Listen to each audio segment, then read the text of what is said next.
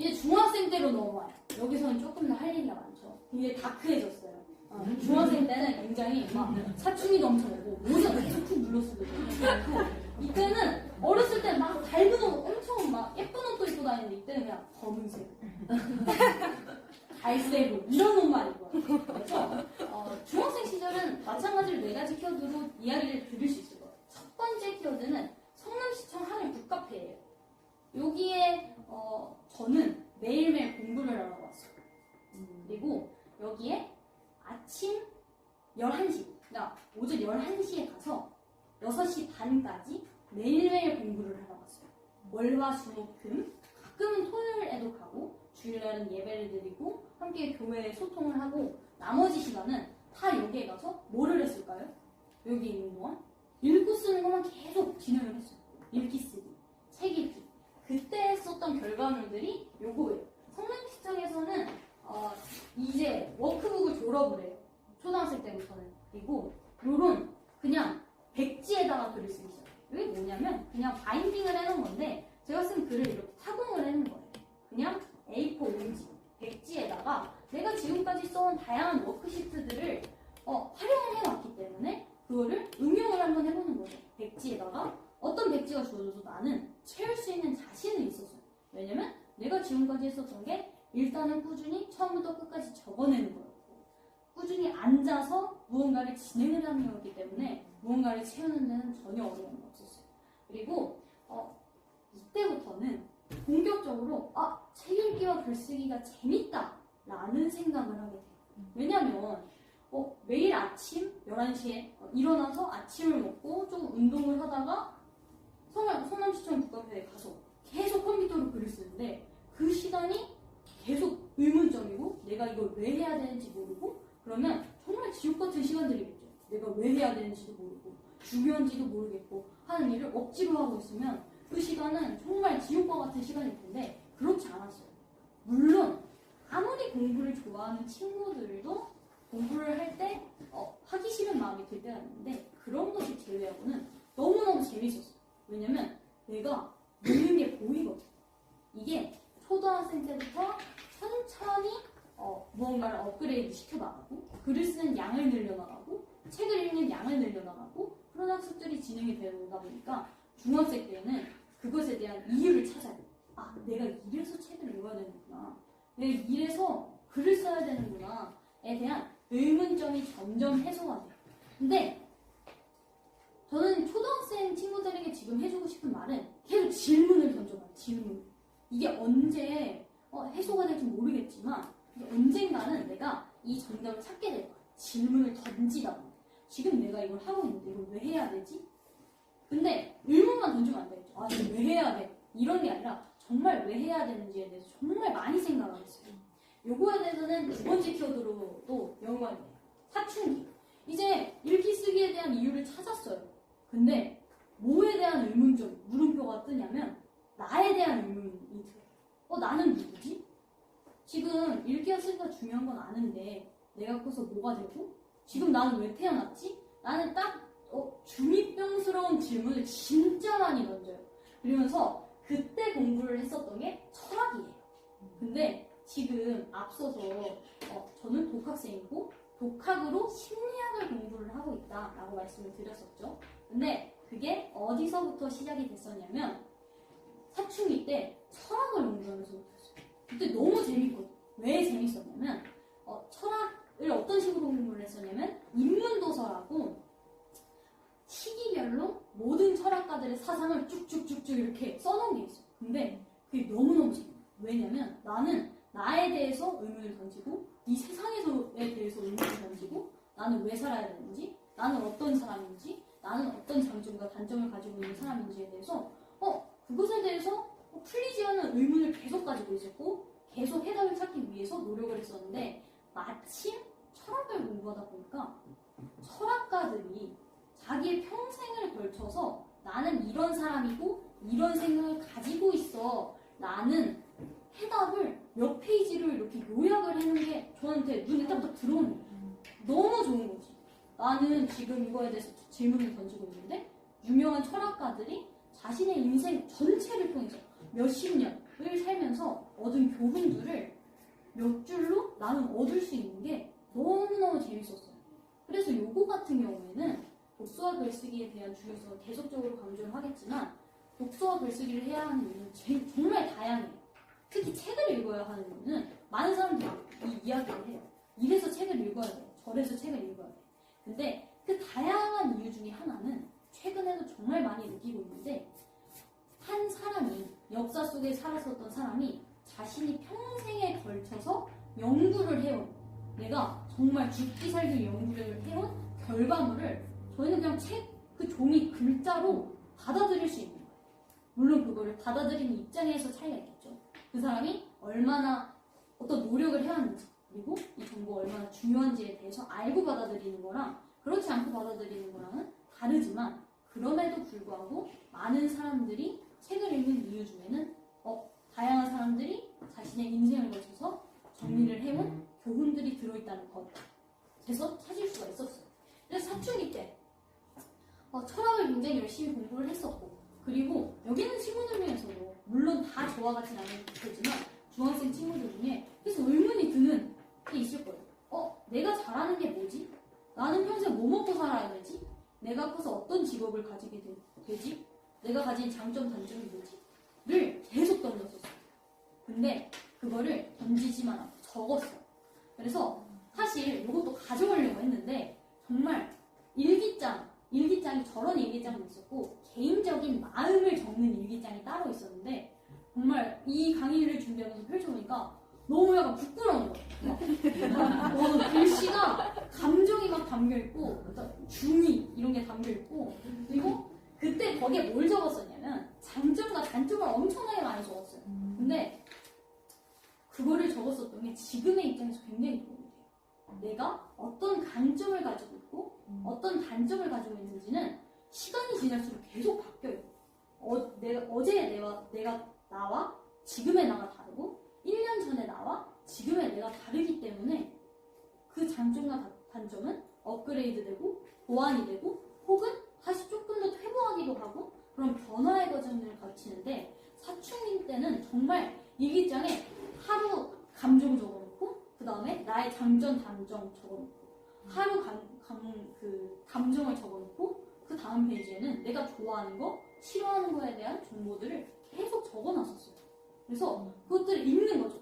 일주일만 지나도 7개의 나의 그 장점과 단점을 쓴 기록들이 생기는데 그걸 읽으면서 일주일 전에 생각한 나는 이런 사람이었었구나.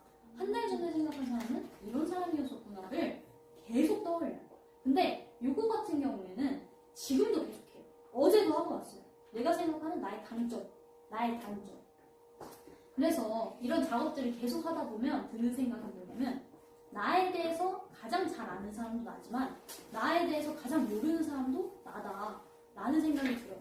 그래서 그냥 적는 걸로 끝나지 않아요. 주변 친구들을 계속 귀찮게 했어요. 너가 생각한 나의 단점과 장점은 뭐야? 그래서 주변 친구들은 쟤는 정말 자기가 강한 애구나 라고 생각을 했을 텐데 맞아요. 저는 정말 저를 사랑했고 그러기 위해서 내가 가진 강점과 단점을 파악해 나가는 시간이 굉장히 소중하다고 생각을 했어요. 그래서 사춘기 때는 책을 읽고 글을 쓰고 그리고 스스로에 대해서 탐구하는 시간을 굉장히 많은데 시간을 투자를 했어요. 그리고 이때부터 학습을 진행을 하게 됐었던 게 박이정 독서인데 이 박이정 독서 같은 경우에는 어떤 식으로 진행이 되냐면 박과 정독서, 박독서와 정독서로 이루어져 있어요. 박독서는 넓을 박이라는 한자를 써서 매일매일 혹은 매주에 걸쳐서 짧게 다양한 주제들을 넓게 살펴보는 학습이에요. 정독서 같은 경우는 내가 지금까지 매일매일 혹은 매주 정도 바꿔왔었던 주제들 중에 내가 한번 깊게 탐구해보고 싶은 주제를 하나를 선정을 해요. 그리고 나서 이 정도의 결과물로 펴내는 거예요.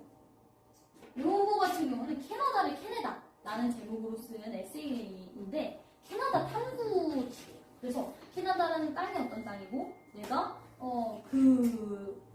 캐나다라는 땅에서 어떤 언어를 사용하고 다양한 어떤 정보들이 있는지를 탐구를 했는데 이걸 왜 했었냐면 중학교 2학년 그러니까 15살 때 그 캐나다로 5개월 동안 가족들과 함께 여행을 갔었던 적이 있어요.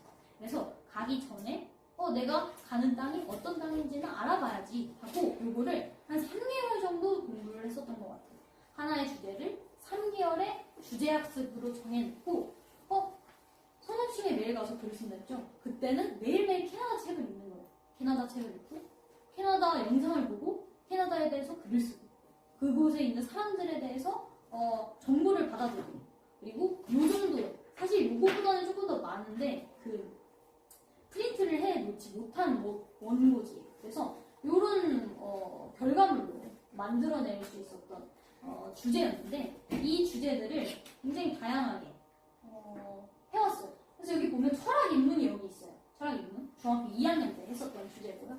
그리고 무당 이외연과 역사교실, 캐나다를 캐내다 다양한 학습들을 진행했었는데 이 박이정 독서 같은 경우에는 다양한 주제들을 나의 관심사에 맞춰서 재밌게 공부를 할 수 있었어요. 어찌됐든 간에 재밌게 공부를 하려면 내가 좋아하는 것을 해야 되는데 부모님은 그걸 좀 도와주셨어요. 내가 좋아하는 주제에 대해서 탐구를 할 수 있도록 선택을 할 수 있도록 조금 열어주셨고 그리고 의견을 많이 물어보셨어요. 너 어떤 걸 좋아해?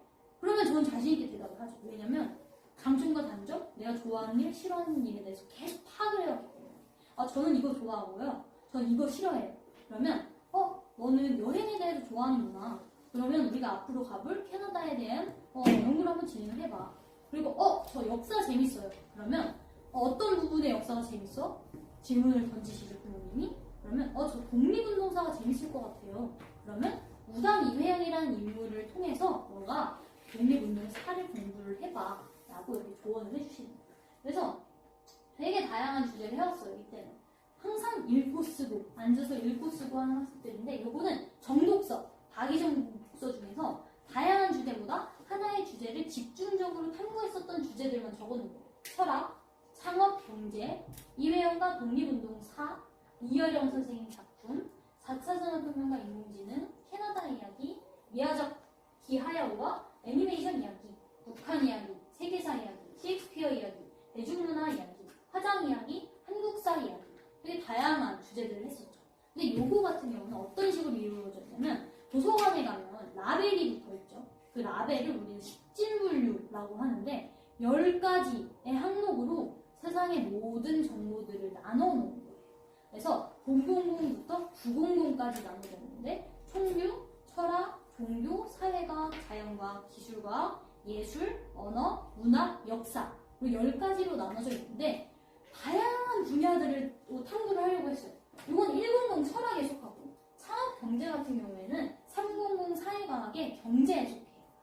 이회영과 독립운동가는 900 역사에 속하고 이여령 선생님 작품 같은 경우에는 에세이적인 부분이 많다 보니까 900 문학에 속하고 4차 산업혁명과 인공지능 같은 경우에는 500 기술과학 캐나다 같은 경우에는 마찬가지로 900 미야자키 하야오와 애니메이션 이야기 같은 경우는 600 예술에 속하겠죠. 북한 이야기 같은 경우는 역사, 세계사 역사, 셰익스피어 문학 역사, 대중문화 이야기, 예술, 화장 이야기, 예술, 한국사 이야기, 역사. 그래서 주로 관심이 있었던 분야는 역사였고, 그리고 또 예술적인 부분이 있어요.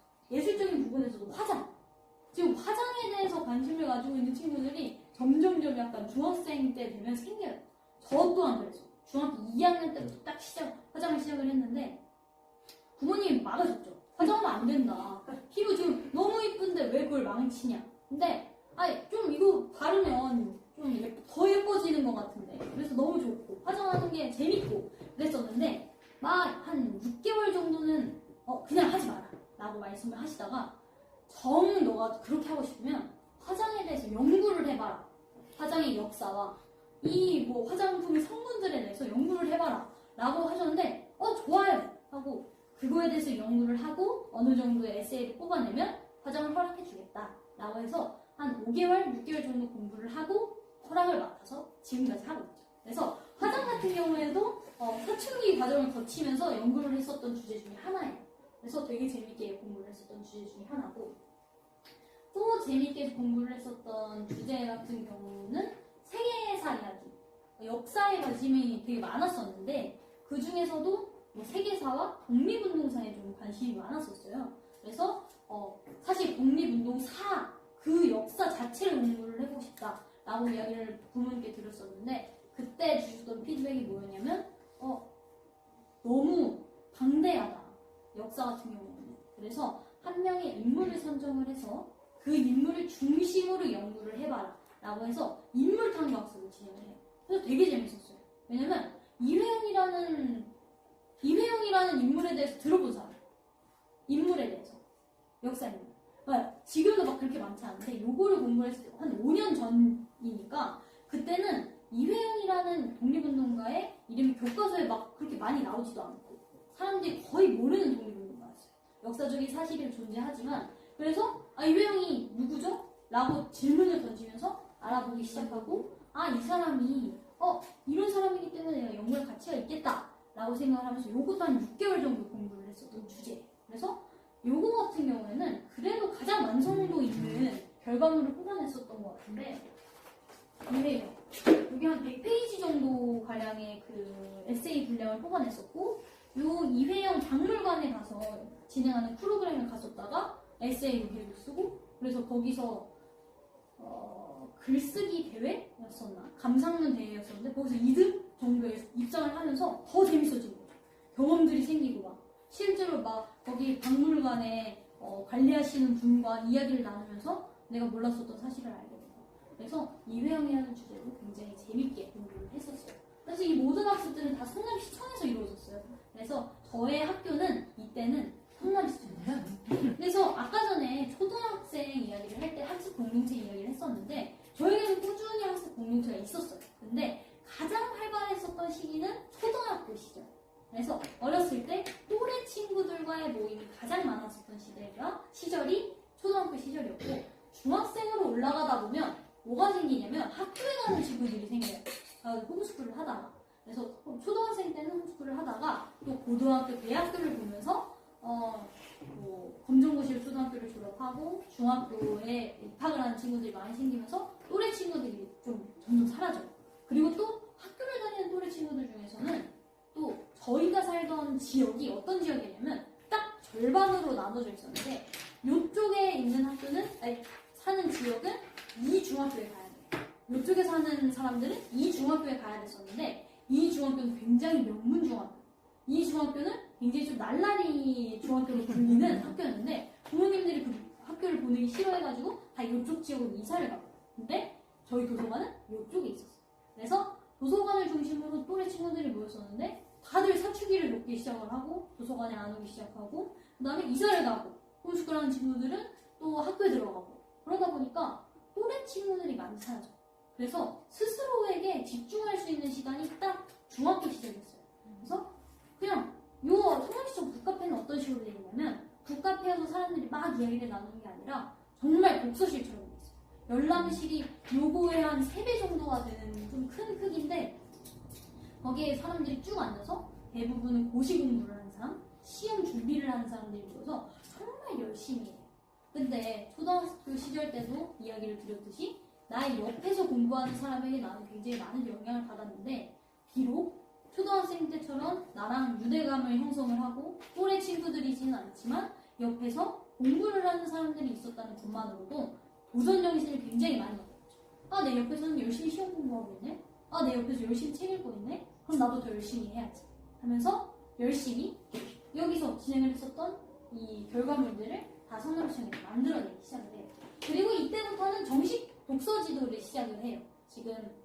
지금도 계속 진행을 하고 있는데 이때부터는 초등학교 2학년 때부터 중학교 2학년 때까지 자원봉사로 그냥 무료로 진행을 했어요. 그냥 일주일에 2번 정도는 정말 꾸준히 계속 했었는데 책을 읽어주고 그 다음에 문제지를 만들어서 막 아이들에게 알려주고 다양한 학습들을 진행을 했었는데 이때부터는 정식으로 아르바이트라는 이름으로 돈을 받으면서 독서 지도를 시작을 하게 돼요. 중학교 2학년 가을부터. 그때 저희가 전에 알던 학생들의 경우도 있고 혹은 부모님을 통해서 나를 알게 돼서 나에게 좀 아이를 부탁한다 하는 경우도 있었고 그래서 중학교 2학년 때부터는 2019년에 떠날 독립여행 자금을 모으기 시작을 해요.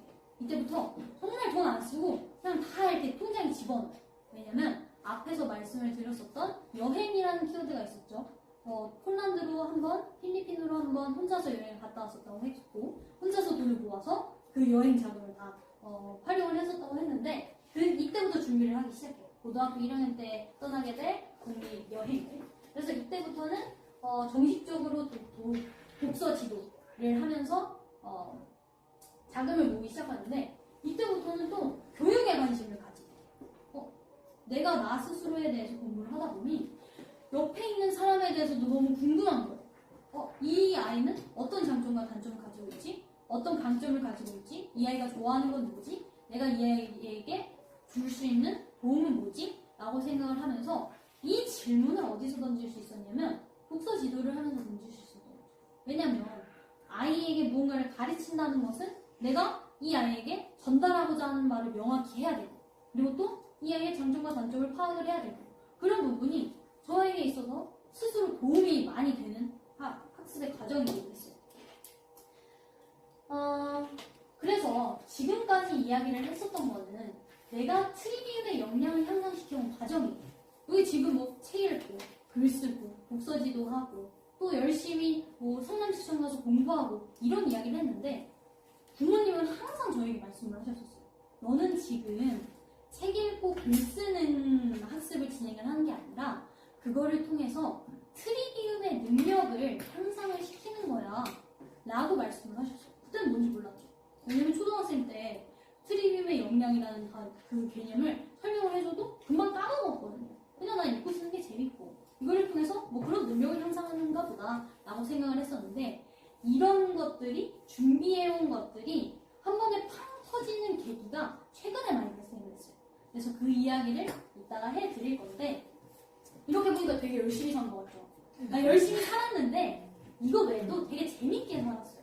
항상 읽고 쓰고 성인시험 가서 맨날 공부하고 그런 게 아니라 중학교 2학년 때는 5개월 동안 캐나다에 갔다 왔었고, 그리고 또 어떤 학습을 진행을 했었냐면 돈을 벌 수 있는 3가지 능력이라는 타이틀로 부모님께 다양한 학습을 받았었어요. 부모님을